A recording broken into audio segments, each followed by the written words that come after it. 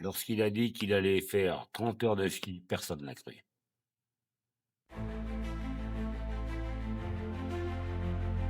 La seule chose que je demande, c'est une régularité dans le pilotage.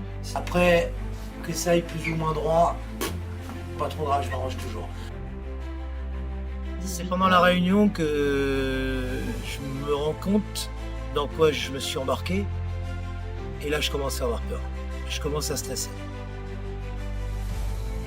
Je suis super en forme, je suis très motivé. Je veux absolument arriver au bout de ce challenge. Je suis un têtu, un entêté, et je vais y arriver. C'est extrêmement dur pour lui. Laurent, c'est une force de la nature qui veut toujours faire ce qu'il a dit.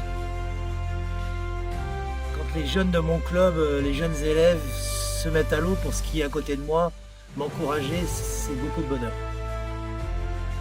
En fin de matinée, quand mon ami Vincent Lagaffe est arrivé en jet ski pour m'encourager avec ses amis, d'avoir tous ces gens en jet autour de moi m'a donné beaucoup de courage et c'était formidable.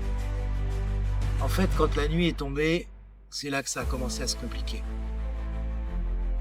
Le vent commençait à monter, la mer à s'agiter.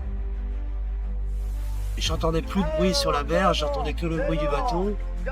Il y a une petite lumière sur le bateau et cette lumière rouge que j'avais dans les yeux, c'était une des rares choses dans la nuit qui me tenait éveillé et que je regardais de manière très consciente.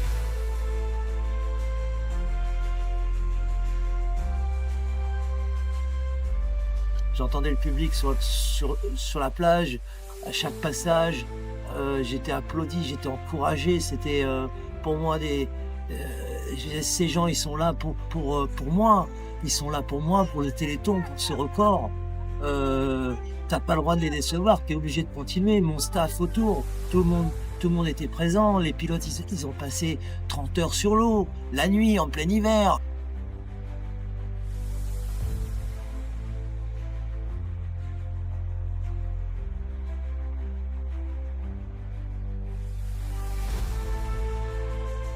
Je sais pas où j'ai été chercher la force et l'énergie.